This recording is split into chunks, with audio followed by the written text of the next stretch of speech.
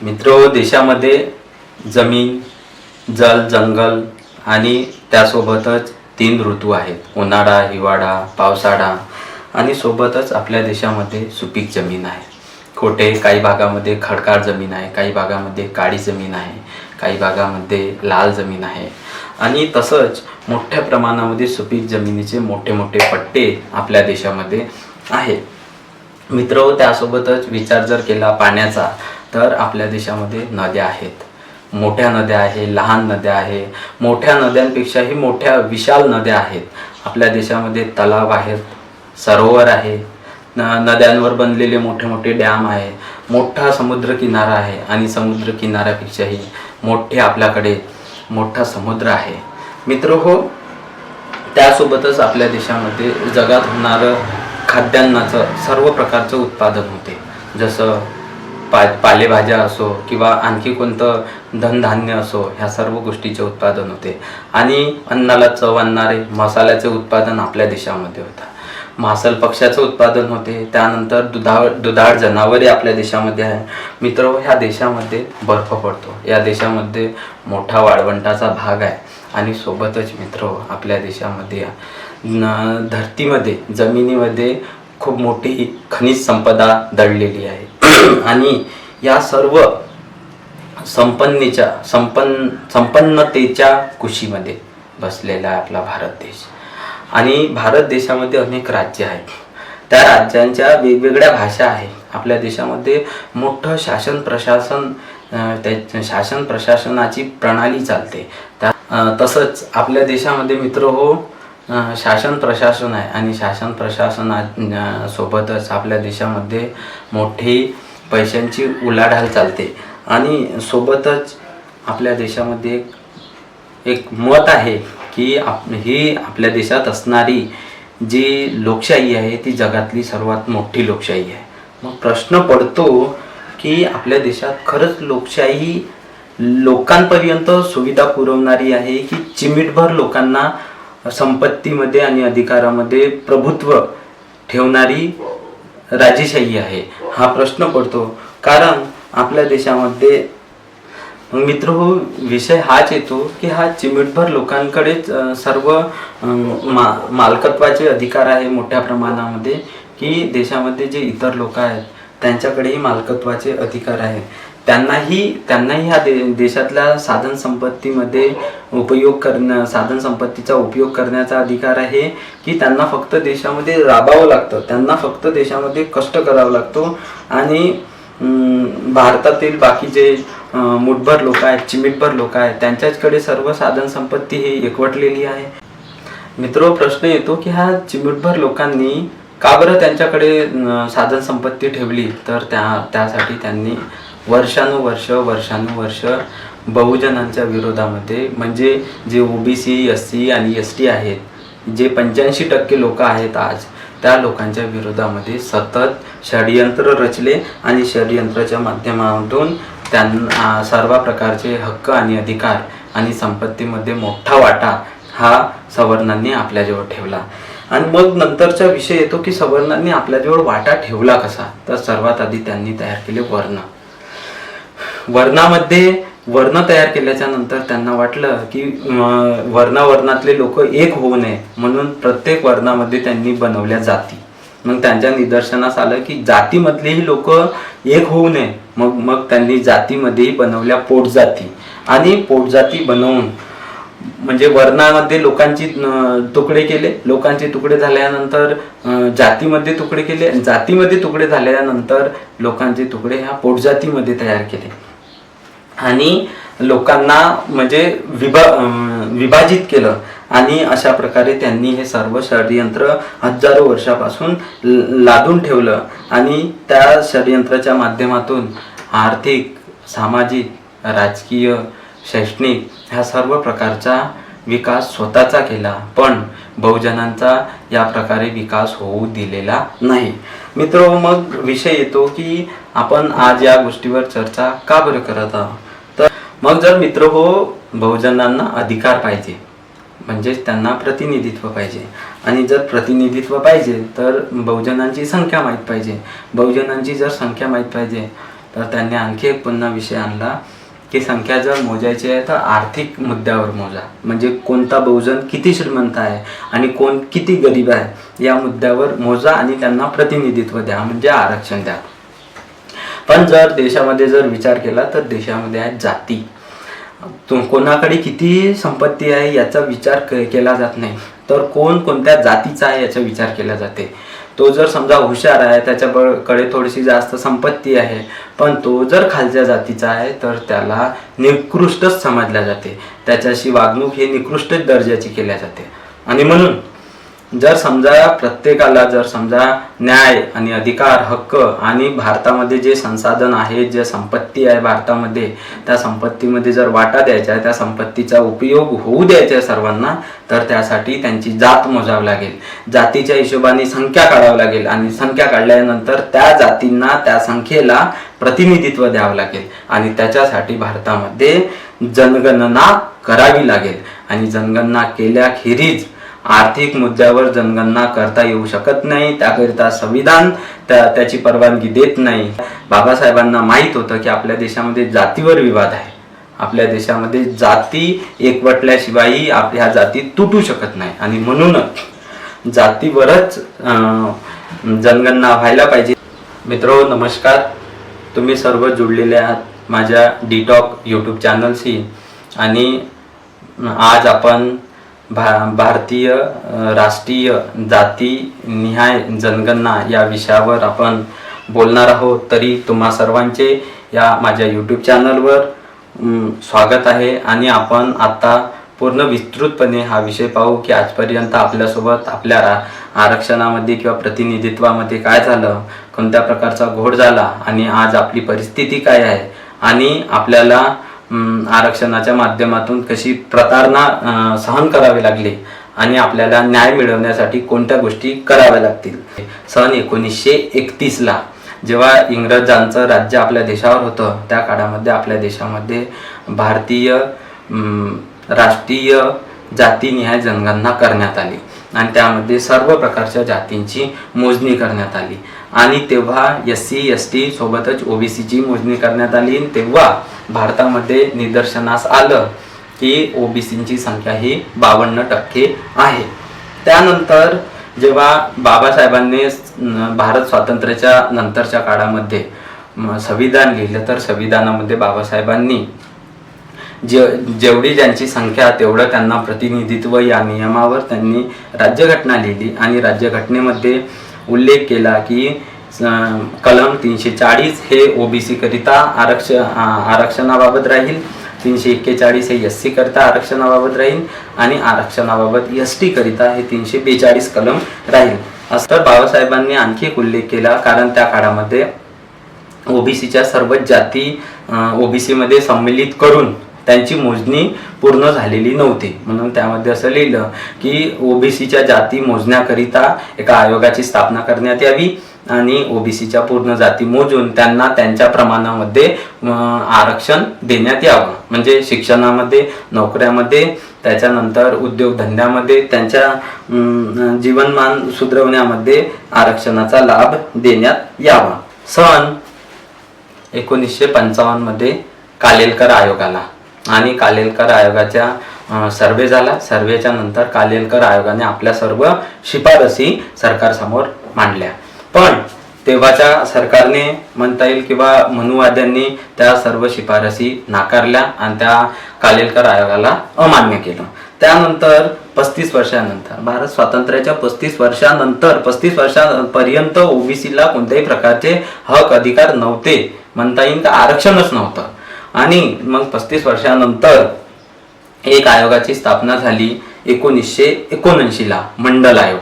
आणि मंडल आयोगाचा रिपोर्ट आल्यानंतर मित्रहो 1990ला मंडल आयोग हा लागू केला माननीय पंतप्रधान VP सिंग यांच्या मार्फत. विश्व प्रताप सिंग यांचे आम्ही खूप खूप धन्यवाद मानतो. त्यांनी पूर्णपणे लागू करण्याचा प्रयत्न केला, पण सवर्णांनी तो फक्त सरकारी नोकऱ्या आणि केंद्रीय शिक्षणामध्ये आरक्षण या गोष्टीसाठी मान्य केला. कोणत्या गोष्टीमध्ये मान्य नाही केला, तर सर्वात आधी राजकीय आरक्षण अमान्य केलं. राजकीय आरक्षण म्हणजे विधानसभा आणि लोकसभा, संविधान म्हणते की विधानसभा आणि लोकसभेमध्येही ओबीसीच्या जागा आरक्षित ठेवण्यात याव्या. ओबीसीच्या जागा आरक्षित ठेवण्यात आल्या नाही. त्यानंतर एक आर्थिक महामंडळ, ओबीसी करता एक आर्थिक महामंडळ स्थापन व्हावं आणि आर्थिक महामंडळाच्या माध्यमातून कोणाला कोणत्या योजना द्यायच्या आहेत तर त्या विविध प्रकारच्या योजना पोहोचवून लोकांना आर्थिक सबळ करावं, म्हणजे त्यांचा सामाजिक आणि आर्थिक विकास होईल. तर त्यासाठीही ते आरक्षण मान्य करण्यात आलं नाही. मग त्यामध्ये विषय येतो की पदोन्नती, ज्यांना काही लोकांना जर समजा सरकारी नोकरी आहे तर सरळ सांगण्यात आलं की हे आरक्षण पदोन्नतीमध्ये मान्य होणार नाही. आणि मग सुरू झालं मित्र हो आरक्षणामध्ये अडथळे लागल्या. फक्त सन 1990 मध्ये एक गोष्ट राहून गेली की सन 1990 मध्ये जेव्हा VP सिंग, विश्व प्रताप सिंग यांनी जेव्हा मंडल आयोग लागू केला तसा सवर्णांनी त्यांची सरकार पाडली. त्यांना जे समर्थन होतं बाकीच्या लोकांचं त्यांनी ते समर्थन काढून घेतलं आणि ओबीसीला तुम्ही अधिकार दिले म्हणून त्यांनी त्यांची सरकार पाडली मित्र. मग मित्र चालू झाले न्यायालयीन अडथळे. आणि न्यायालयीन अडथळ्यामध्ये अनेक ओबीसीचं शिक्षण हे गेलं, SCचं शिक्षण हे पूर्ण वाया गेलं. ते किती हुशार आहे या गोष्टीचं, त्यांच्या बुद्धिमत्तेचा देशाच्या विकासामध्ये किती सहभाग झाला असता या गोष्टीचा त्यांनी बिलकुल विचार केला नाही. फक्त त्यांनी स्वार्थापोटी अनेक अडथळे तयार केले. सर्वात पहिला अडथळा आला इंदिरा साहनी रीट पिटिशन 16 नोव्हेंबर 1992 ला आलं. 90 मध्ये प्रतिनिधित्व लागू झालं, 92 मध्ये आलं. 92 मध्ये जसं काही 2 वर्षामध्ये ओबीसीचा खूप विकास होऊन गेला असं त्यांना वाटत होतं आणि आलं. आणि त्याच्यामध्ये सर्वात पहिली अट टाकण्यात आली, आरक्षण हे फक्त 50% राहावं, त्याच्यावर लागू होणार नाही. आणि मग 50% राहावं सर्वात पहिली अट. आणि मग 50% मध्ये ओबीसीला किती मिळणार तर 27%. आता 27% काळाचे सर्व उपाय त्यांच्याकडे होते आणि त्यांच्याजवळ सगळं म्हणजे न्याय व्यवस्थाही त्यांच्याच हातामध्ये होती, सुशिक्षित वर्गही त्यांच्याचकडे होता आणि पाठबळ सत्ताही आणि संपत्ती त्यांच्याचकडे होती. तर मग 27%चं आरक्षण राहील. आरक्षणाची मर्यादा हे 50%च्या वर लागू होऊ नये. म्हणजे त्याच्यामध्ये असा विषय आहे की ओबीसी, SC आणि ST आणि इतर सर्व तर यांना जे 85% लोकसंख्या आहे त्यांना फक्त 50% आरक्षण. आणि मग 50 मध्ये ओपन, तर ओपन मध्ये ही खूप मोठ्या षडयंत्र. जर समजा कोणी ओबीसी, SC, ST मधला जर समजा एखादा विद्यार्थी हुशार आहे आणि त्यानं म्हटलं का मला ऍडमिशन पाहिजे किंवा मला नोकरीवर मोठी जागा पाहिजे, मोठं पद पाहिजे, तर त्यांना ते कधीच देण्यात आलं नाही. तर काय केलं तर जवळजवळ प्रत्येकच वेळी 50% पेक्षाही जास्तीत जास्त जागा ह्या सवर्णांनी मोठ्या पदावरच्या, आता मी मोठे पदही तुम्हाला कोणकोणते आहेत तर त्या गोष्टी सगळ्या सांगणार आहोत, त्या त्यांनी स्वतःच ग्रहण करून टाकल्या, म्हणजे खाऊन टाकल्या सगळं. आणि त्यानंतर विषय आला की त्या इंदिरा साहनी रीट पिटिशन मध्ये निर्णय घेण्यात आला की ओबीसीला ज्यांनाही नोकरी आहे त्यांना पदोन्नती मिळणार नाही, प्रमोशन होते. तर इंदिरा साहनी रीट पिटिशन मध्ये हे निर्णय देण्यात आला, पदोन्नती होणार नाही. मग त्यानंतर आणखी एक अट लावण्यात आली 8 सप्टेंबर 1993 ला क्रिमिलियरची अट एवढी मस्त खतरनाक अट आहे की यामध्ये ओबीसीच्या सगळा हक्क आणि अधिकाराचा आणि सर्व साधन सामग्रीमधील आणि संपत्तीमधील वाट्याचा सगळा चुराडा झाला. कसा झाला तर त्या काळामध्येच अट लावण्यात आली, ज्यांचं उत्पादन 1 लाख रुपयापेक्षा जास्त असेल 1993 मध्ये त्यांना कोणत्याही प्रकारचं आरक्षण मिळणार नाही. आणि मग आर्थिक दृष्ट्या सक्षम असलेल्या ओबीसींना आरक्षण मिळणार नाही. म्हणजे 2-3 वर्षामध्ये ओबीसी कसा सक्षम झाला आणि हे कोणतं मापक लावलं होतं हे त्यांचं मापक त्यांनाच माहित होतं. मग सरकारी खटले सुरू झाले, रीट पिटिशन झाली, निर्णय झाले सुप्रीम कोर्टाचे, आरक्षण लागू झालं आणि मग आरक्षण काढण्याचे खटले सुरू झाले.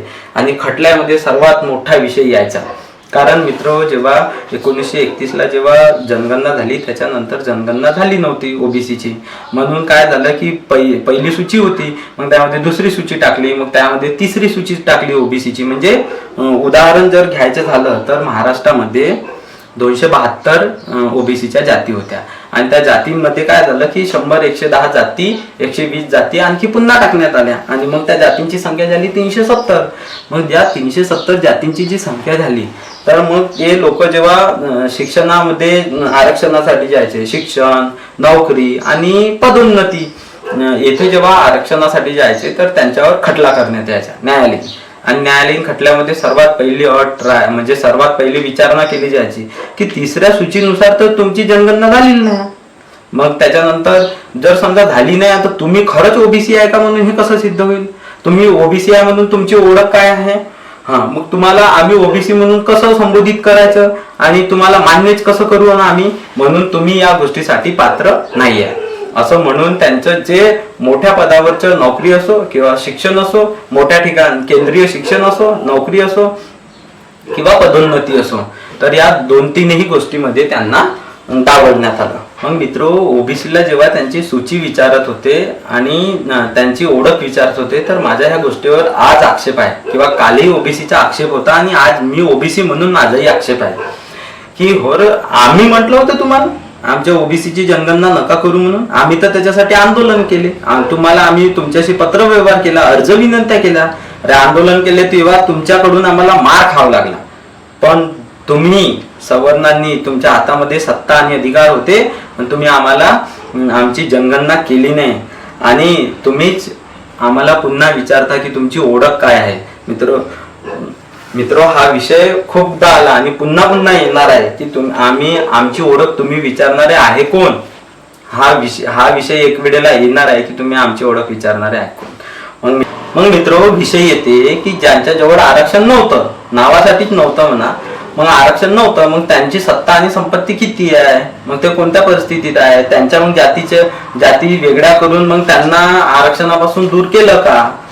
मग किंवा त्यांना अधिकार आणि हक्कापासून थोडंसं थांबवलं का की काही वर्ष तुम्ही थांबा, रेस्ट करा, ज्यांना काहीच नाही मिळालं त्यांना आपण देऊन, असा काही विचार केला का? तर बघा मित्र, ओपन मध्ये ब्राह्मण बनिया सोबत आणखी 2-3 जाती येतात ज्या माझ्या माहितीनुसार मला दिसल्या. तर त्यामध्ये आहे हरियाणा, पंजाबमध्ये जाट आहेत, गुजरातमध्ये पटेल आहे आणि आपल्या महाराष्ट्रामध्ये आपले मराठा आहेत.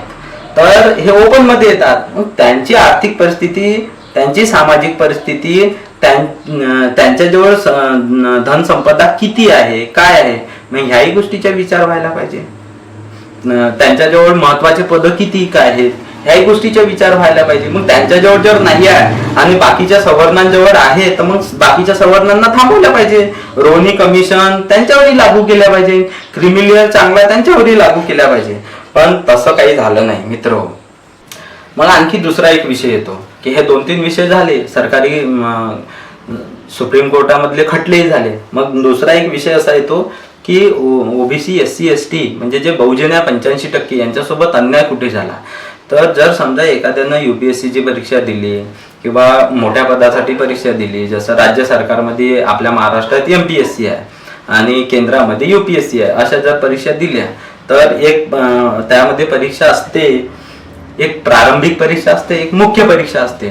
तर प्रारंभिक परीक्षा झाली, मुख्य परीक्षा झाली आणि त्यामध्ये मार्कही चांगले आहे समजा एखाद्या बहुजनाच्या मुलाला, पण त्याच्यासोबत होते मग एक मुलाखत, त्याला काय म्हणते इंग्रजीमध्ये त्याला एक गोड नाव आहे इंटरव्ह्यू. आणि इंटरव्ह्यू मध्ये काय करायचं तर त्याला मार्क कमी द्यायचे आणि मग त्याला एकतर पुन्हा परीक्षा द्यायला लावायची, नाही तर मग त्याचं कुठंतरी निम्न ठिकाणी वर्णी लावायची. म्हणजे अशा प्रकारे ओबीसी, SC, ST आणि बहुजनांचे अधिकार मारले गेले. हा एक नवीन मार्ग काढला त्यांनी, इंटरव्ह्यू. मला एक सांगा, मार्क घेतले, लेखी परीक्षेमध्ये मार्क घेतले, त्याच्यानंतर इंटरव्ह्यू घ्यायची काय गरज आहे? पुन्हा एखादी लेखी परीक्षा घेऊन घ्या, वरची लेखी परीक्षा. कशाला इंटरव्ह्यू पाहिजे? इंटरव्ह्यू घ्यायचं, त्याच्यामध्ये मार्क सवर्णांना जास्त द्यायचे आणि बहुजनांना मार्क कमी द्यायचे. हे अनेक वेळा झालं, अनेक वेळा, प्रत्येक वेळा नाही पण अनेक वेळा झालं. मग मित्र, विषय हा येते की दुसरा इंटरव्ह्यू संपल्यानंतर एक दुसरा विषय आला, लॅटरल एंट्री. आपल्या भारतामध्ये हे एक मोठी चांगली म्हणजे जबरदस्त अन्याय करण्याची एक प्रणाली आणली, लॅटरल एंट्री. म्हणजे उदाहरणार्थ जर जॉईंट सेक्रेटरी बनवायचे आहे, त्यानंतर नोकरशाहीमध्ये डायरेक्टर बनवायचं आहे, डेप्युटी सेक्रेटरी बनवायचं आहे, तर मग काय करायचं की एखाद्या संस्थेमध्ये किंवा एखाद्या ठिकाणी काम करणारा असेल त्याला सरकारी नोकरीमध्ये थेट घ्यायचं. मग त्याची प्रारंभिक परीक्षा नाही घ्यायची, थेट परीक्षा त्याची वाली मुख्य परीक्षा पण नाही घ्यायची आणि त्याचं इंटरव्ह्यू पण नाही घ्यायचा, फक्त त्याला थेट एंट्री करायची, त्याला म्हणते लॅटरल एंट्री. मग हे केव्हापासून सुरू झाली तर 2018 पासून हे लॅटरल एंट्री सुरू झाली. मग मित्र एक आणखी आला EWS आरक्षण 10%. मग लोकसंख्या किती आहे तुमची, सवर्णांसाठी आर्थिक आरक्षण तयार झालं, म्हणजे आर्थिक मुद्द्यावर आरक्षण द्यायचं बा, जातीनिहाय आरक्षण नाही द्यायचं, आर्थिक निहाय आरक्षण द्यायचं. EWS आरक्षण 10%. मग तुमची संख्या किती आहे, मग 10% तुम्ही सरसकट कसं देऊन राहिलं, मग त्याच्यामध्ये जाती बघा ना, जाती शोधा की बा ह्या जाती माग आहे आणि ह्या जाती जास्त सामोरं झाल्या आहे, मग त्यांना द्या. नाही, आर्थिक द्यायचं आणि तेही 10%. पण तुम्ही तर 2-4% विकसित व्हायचे राहिले, 1-1.5% विकसित व्हायचे असं, नाही तर बाकी तर सर्वच झाले विकसित. आमच्या आजूबाजूला तर कोणीच दिसत नाही अविकसित सवर्णामध्ये. मग विषय येतो की देशातही जर कोणी पाहिलं की आपल्या आजूबाजूला कोणी अविकसित आहे का सवर्णामध्ये, तर जास्तीत जास्त लोकांना दिसणारच नाही सवर्णामध्ये अविकसित. मग 1-2% असतील, मग 1-2% घ्यायला पाहिजे होतं, तर 10% घेऊन टाकलं. म्हणजे ज्या ST ला जेवढं आरक्षण नाही मिळालं आतापर्यंत, तेवढं जे ST ला पूर्णच्या पूर्ण 7% आरक्षण मिळायला पाहिजे होतं, पण ते आतापर्यंत मिळालं नाही. त्यांना तर विविध खटल्यामध्ये ना त्यांच्याजवळ कागदपत्र नव्हते, सर्टिफिकेट नव्हते, म्हणून त्याचं आरक्षण तर पार डुबवून टाकलं. मग मित्र हो, त्याच्यानंतर विषय आला की 33% महिलांना सरसकट आरक्षण, कशामध्ये, स्थानिक स्वराज्य संस्थेच्या निवडणुकांमध्ये आरक्षण देऊन टाकलं 33% महिलांना. मग प्रश्न येते की 33% महिला म्हणजे एखादा जर समजा महानगरपालिका आहे आणि तिथं जर समजा बहुजन म्हणजे SC ST OBC मध्ये जर समजा सशक्त महिला नसेल किंवा कमी असेल सशक्त महिला, आणि तिथं जर समजा ह्या 33% मध्ये महिला ज्या आहेत त्याच्यामध्ये सवर्ण महिला जर सशक्त जास्त असेल, तर मग तिथं मोठ्या ठिकाणी प्रतिनिधित्व कोणाला मिळेल, सवर्ण महिलांना. आणि मग इकडे तर आहे गट ग्रामपंचायत मध्ये घोटासाठी, असा तो विषय आहे मित्र हो. मग त्या 33% आरक्षणामध्ये आम्हाला आरक्षण द्यायला पाहिजे SC ST आणि OBC ला, आरक्षणामध्ये आरक्षण. कारण हिशोब सगळा जातीचा आहे, हिशोब पैशाचा काही नाही, आर्थिक काहीच हिशोब नाही, इकडे पुरा हिशोब जातीचा आहे.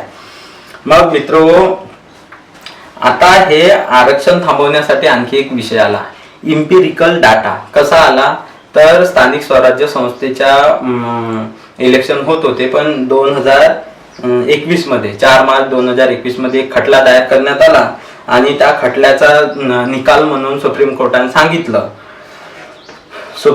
सांगितलं की वस्तुनिष्ठ आणि संख्यांक विश्लेषण करून त्यांचे ओबीसीच्या विरोधात खटला गेला आणि वस्तुनिष्ठ आणि संख्यात्मक विश्लेषण करून त्यांचे सामाजिक, आर्थिक आणि शैक्षणिक मागासलेपण सिद्ध करणारी माहिती म्हणजे आम्हाला द्यावा, डेटा द्या. मग ते 21 पासून 25 पर्यंत स्थानिक स्वराज्य संस्थेचे इलेक्शनच नाही झाले, म्हणजे 21 पासून तर 25 पर्यंत आपण प्रतिनिधित्वापासून पुन्हा राहिलो. मग मित्र हो, त्यामध्ये सुप्रीम कोर्टाने निर्णय दिला की इम्पिरिकल डेटा देण्यात यावं, म्हणजे इम्पिरिकल डेटा अशा प्रकारे देण्यात यावं. मग सर्वोच्च न्यायालयाने लागल्या 6 मे 2025 ला निर्णय दिला आणि त्यामध्ये सांगितलं की जेव्हा म्हणजे महाराष्ट्राने एक बाटिया आयोग म्हणून स्थापन केला आणि बाटिया आयोगाचा जो रिपोर्ट तयार झाला त्या सगळा रिपोर्ट मग सुप्रीम कोर्टामध्ये सादर करण्यात आला आणि त्यानुसार त्यांनी निर्णय दिला. आणि निर्णयामध्ये काय म्हणत आहे की ओबीसी आरक्षण बाटिया आयोगाच्या अहवालापूर्वी अस्तित्वात होते तसेच लागू केल्या जाईल. बाटिया आयोगाच्या अहवालापूर्वी जसं होतं अस्तित्वात तसंच लागू केले जाईल, म्हणजे सन 2021 आधी जसं होतं तसंच आरक्षण स्थानिक स्वराज्य संस्थेच्या इलेक्शन मध्ये लागू केल्या जाईल. मग मला विचारायचं आहे की बाटिया आयोग वगैरे किंवा हे इम्पिरिकल डाटा वगैरे कशाला मागवला बा, इम्पिरिकल डाटा वगैरे कशाला मागवला, नाही मागवायला पाहिजे होता ना, काय गरज होती मागवायची. मग आणखी एक प्रश्न येते की सवर्णांची जनगणना करून बघा, मग सवर्णांची आकडेवारी मागवा, बरोबर आहे. आमचा प्रश्न आहे तो की शिक्षण, शेती, मोठे शासकीय पद, व्यवसाय, उद्योग आणि संपत्ती यामध्ये त्यांचा वाटा किती काय, त्यांच्याजवळ किती आहे, आणि मग त्याच्याकडे राजकीय पक्ष किती आहे, हा एक मुद्दा एक्स्ट्राचा टाका की त्यांच्याकडे स्वतःचे राजकीय पक्ष किती आहे, किती पक्षाचे ते मालक आहेत. मग त्यामध्ये हे विचारलं पाहिजे की केंद्रीय संस्थांमध्ये किती आरक्षण आहे, त्यानंतर केंद्रीय युनिव्हर्सिटीमध्ये त्यांचे कुलपती किती आहेत, त्यानंतर सुप्रीम कोर्टाचे जज किती झाले, मंत्रिमंडळाचे सचिव जो सगळ्या केंद्र सरकारचा प्रशासकीय बॉस असतो त्याला म्हणतात मंत्रिमंडळ सचिव. मग मुख्य सचिव राज्य सरकारमध्ये, म्हणजे आपल्या देशामध्ये जेवढी राज्य आहे त्याच्यामध्ये ज्याला चीफ सेक्रेटरी म्हटलं जाते, म्हणजे राज्याचा प्रशासकीय बॉस, तर ते किती काय आहे. मग विविध आयोग स्थापन होतात, म्हणजे छोटे मोठे प्रत्येक वेळेला आयोग होतात. म्हणजे कोणालाही ओबीसी, SC, STच्या कोणत्याही समस्या असल्या किंवा बहुजनांच्या असल्या किंवा आर्थिक, सामाजिक, राजकीय कोणत्याही समस्येवर किंवा शेतीविषयक असल्या किंवा आणखी काही धोरणं बनवायचे असले तर त्यासाठी काही विविध आयोग स्थापन होते. मग त्या आयोगामध्ये अध्यक्ष कोण बनते याही गोष्टीची मग पडताळणी व्हायला पाहिजे. मग हा सगळा एक छत्रवाद कसा खपवून घेणार आहे कोणी. मित्र हो, मग विषय येते की मी हे खरंच असंच कसं बोलत आहो बा, तर मी एक माहिती काढली की सन 1999 पासनं तर आजपर्यंत म्हणजे 2025 पर्यंत जे केंद्र सरकारमध्ये मंत्रिमंडळाचे जे सचिव राहते, ज्यांना कॅबिनेट सेक्रेटरी म्हटले जाते, तर ते आतापर्यंत कोण बनलं हा विषय महत्वाचा येते की कोण बनलं आतापर्यंत. तर 1999 पासून आतापर्यंत मंत्रिमंडळ सचिवांची नावे: प्रभात कुमार जे सन 1998ला बनले 2000 पर्यंत. मग त्यानंतर TR प्रसाद जे 2002 पर्यंत राहिले. त्यानंतर कमल पांडे 2004 पर्यंत. DK चतुर्वेदी 2007 पर्यंत. KM चंद्रशेखर 2011 पर्यंत. अजित कुमार सेठ 2015 पर्यंत. प्रदीप कुमार सिन्हा 2019 पर्यंत. राजीव गोबा 2024 पर्यंत. आणि 2024 पासून कोण आहे तर TV सोमनाथन 2024 पासून तर आतापर्यंत. केंद्र सरकारमध्ये हे कॅबिनेट सचिव आहेत, म्हणजे पूर्ण भारतातील प्रशासनाच्या बॉस म्हटले जाते त्यांना. आणि ते आता तुम्हाला नावं दिसले असतील की प्रसाद, पांडे, चतुर्वेदी, सेठ, सिन्हा, सोमनाथन. मित्र, याच्यामध्ये दिसते का तुम्हाला बहुजनामध्ये कोणी आहे बा म्हणून. मग हा असाच प्रकार आजपर्यंत केंद्र सरकार असो की राज्य सरकार असो, त्यांचा जो प्रशासकीय बॉस आहे त्यामध्ये चालत आला. सवर्णांच्या हातामध्ये प्रशासकीय सत्ता देण्यात आली, कारण प्रशासकीय अधिकाऱ्यांना हे अप्रत्यक्षपणे जरी असले तरी सर्वात जास्त अधिकार प्रशासकीय अधिकाऱ्याला असतात, कारण तो अधिकारी 60 वर्ष काम करतो, त्या वयाच्या 60 वर्षापर्यंत तो काम करतो आणि म्हणून त्याच्या हातामध्ये सर्वात जास्त अधिकार. आणि रिटायरमेंट झाल्यानंतर जर समजा एखादा आयोग बनवायचा असला तर त्यालाही रिटायरमेंट झाल्यानंतरही त्या आयोगाचे अध्यक्ष बनवले जाते. आणि म्हणून जे महत्वाचे पद आहे हे महत्वाचे पद त्यांनी आपल्या जवळच ठेवले. मग आपण कोठे आहोत, प्रश्न येते की आपण कोठे आहोत. मग आपण कोणत्या ठिकाणी शोधल्या पाहिजे की आपण कुठं आहोत म्हणून. तर आपण शोधायचे मित्र हो की IIT Indian institute of technology, त्यानंतर IIM Indian institute of management, त्यानंतर एम्स अखिल भारतीय आयुर्विज्ञान संस्था, त्यानंतर NIT राष्ट्रीय तंत्रज्ञान संस्था, त्यानंतर IISER भारतीय विज्ञान शिक्षण आणि संशोधन संस्था, त्यानंतर IIIT भारतीय माहिती तंत्रज्ञान संस्था इत्यादी. मग या जागेवर आपण आहो का बरं या जागेवर पाहिजे, कारण इथून शिकणारे जे पोरं आहेत किंवा UPSC मध्ये पास होणारे, MPSC मध्ये पास होणारे किंवा प्रत्येक राज्य सरकारच्या ज्या प्रशासकीय सेवामध्ये ज्या मोठ्या परीक्षा आहेत त्यामध्ये पास होणारे जे लोक पास होऊन जातात ते लोक देशासाठी पॉलिसी तयार करतात, पॉलिसी मेकिंगचं काम तयार करतात ते लोक.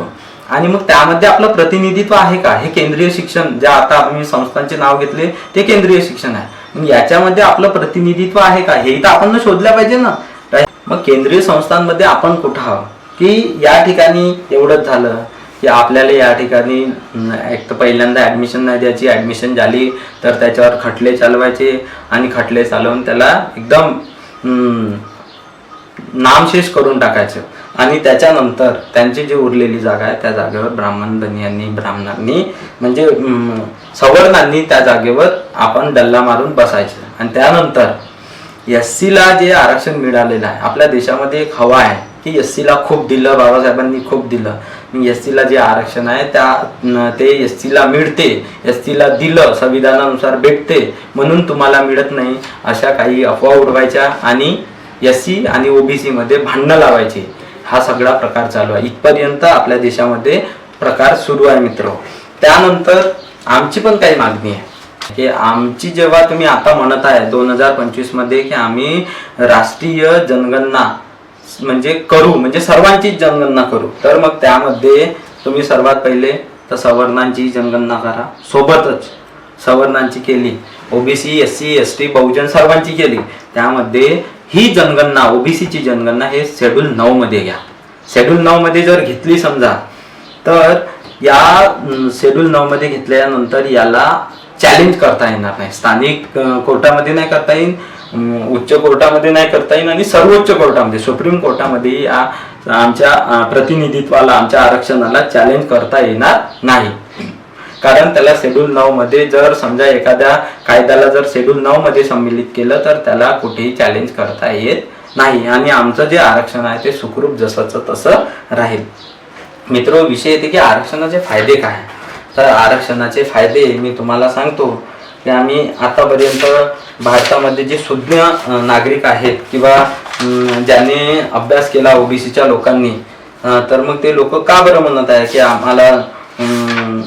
आम्हाला आरक्षण पाहिजे किंवा आम्हाला प्रतिनिधित्व पाहिजे. तर त्याचे अनेक फायदे आहेत मित्र. आरक्षणाचे काय फायदे आहेत तर आपण ते जाणून घेऊया. शेड्यूल 9 मध्ये जर घेतलं तर आपल्या जनगणना करून जर समजा आमचं आरक्षण जर शेड्यूल 9 मध्ये घेतलं तर तिथे सुप्रीम कोर्टामध्ये किंवा कोणत्याही स्थानिक म्हणा किंवा उच्च कोर्ट असो किंवा सर्वोच्च कोर्ट असो, या कोणत्याही कोर्टामध्ये त्याला चॅलेंज होणार नाही. त्याच्यानंतर जनगणनेची कावर जर आवश्यकता आहे, जनगणना जर झाली तर काय होईल, जनगणना झाली तर सर्वात पहिली गोष्ट होईल की OBCची सामाजिक व शैक्षणिक स्तर मागासलेला आहे ही गोष्ट समोर येईल की ह्या भारताच्या स्वातंत्र्यानंतर किंवा 1931च्या नंतर आपल्या देशामध्ये OBCची परिस्थिती शैक्षणिक आणि आर्थिक आणि सामाजिक ही आताही खराबच आहे, ही गोष्ट समोर येईल. त्यानंतर दुसरी गोष्ट येईल की OBCची जनगणना झाल्यानंतर आकडा माहिती होईल. आकडा माहीत झाल्यानंतर OBCच्या उत्थानासाठी, OBCच्या म्हणजे सबळीकरण करण्याकरिता तर देशाच्या बजेटमध्ये वाटा ठेवावा लागेल. बजेटमध्ये लोकसंख्येच्या हिशोबाने OBCच्या वाटा निर्धारित करावा लागेल. आणि आपले जे मंडळ आहे, संरक्षणाचे मंडळ, SC आणि STच्या संरक्षणाविषयी मंडळ आहे, तसं OBCच्याही संरक्षणाकरिता मंडळ स्थापन करावे लागेल. त्यानंतर एक विषय सर्वात महत्त्वाचा आहे की आपल्याला जे 27% आरक्षण आहे, म्हणजे आरक्षणामध्येही अर्ध आरक्षण जे आहे ते आपलं आरक्षण वाढेल. शेड्यूल 9 मध्ये घेतलं त्याला चॅलेंज होणार नाही आणि आपलं आरक्षण लोकसंख्येच्या हिशोबाने वाढेल. आणि आरक्षण वाढल्यानंतर काय होईल मित्र की शिक्षणामध्ये OBCच्या विद्यार्थ्यांना 50% फी स्वतः भरावी लागते आणि 50% फी सरकार भरते. तेव्हाही जर समजा खटल्यामधून वाचला तो आणि त्याचं ॲडमिशन झालं, त्याच्यानंतर तो 50% फीसाठी तो म्हणजे पात्र होते आणि 50% फी सरकार भरते. मग तो गरीब असे विचारा किंवा त्याची जात एकदम जिला आता जात तर त्यानं बनवली नाही पण जे जात असेल तर त्या सगळ्या गोष्टीचा विचार न करता त्याला 50% भरावं लागते. नाही भरलं तर ते म्हणजे तो शिक्षण घेऊ शकत नाही. समाजामध्ये खिल्ली उडवल्या जाते की तुमच्यामध्ये गुणवत्ता नाही, मग तुम्ही बहुजन लोक कशाला आम्हाला मोठे मोठे पदं मागता किंवा तुम्ही नोकऱ्यांमध्ये म्हणता किंवा शिक्षण घेतो म्हणता, आरक्षण करता. तुमच्यामध्ये जर गुणवत्ता असेल तर तुम्ही आरक्षणाचा विचार काऊन करता. अरे मित्र, जेव्हा जर समजा कोणी OBC SC बहुजनामधला जर समजा कोणी हुशार असेल आणि त्याला जर समजा ॲडमिशन मिळालं तर अनेकदा असंही करण्यात आलं की तो मेरिटमध्ये आला एकदम हुशार विद्यार्थी, कुशाग्र विद्यार्थी असला, मेरिटमध्ये आला, पण त्याला आरक्षणामध्ये टाकण्यात आला की घे भाऊ, तू आरक्षणामध्ये तू एक सीट आरक्षणामधली घेऊन टाक. पण मेरिटमध्ये येऊनही त्याला मेरिटमध्ये सम्मिलित करण्यात आलं नाही. इथपर्यंत षडयंत्र झाले, अनेकदा षडयंत्र झाले, आणि त्याला बिचाराला ऍडमिशन घ्यावं लागलं कसं तरी, आणि शिक्षण पूर्ण करावं लागलं, किंवा हे नोकऱ्यांमध्ये त्याला तसं करावं लागलं, म्हणजे सम्मिलित व्हावं लागलं. मग त्यानंतर तुम्ही शंका घेता.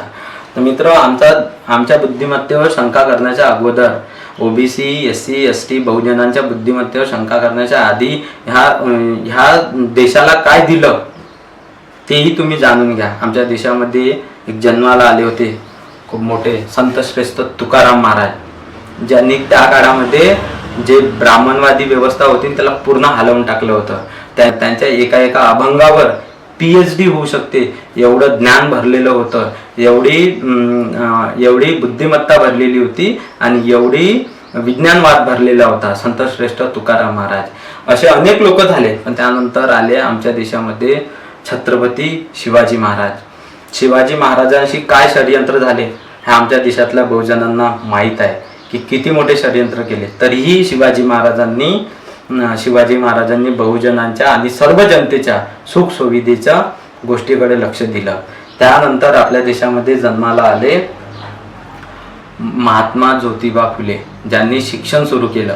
आज भारतामधल्या ज्या महिला शिक्षण घेतात त्यासाठी कोणी सवर्णाने पुढाकार न घेता आमच्या ज्योतिबा फुल्यांनी पुढाकार घेतला, आमच्या राष्ट्रपित्यांनी पुढाकार घेतला, आणि सवर्णामधील महिला असो की बहुजनामधील महिला असो, महिला कोण आहे, किती गरीब आहे, कोणत्या जातीची आहे, कोणत्या पातीची आहे, याचा विचार न करता त्यांनी शिक्षण सुरू केलं.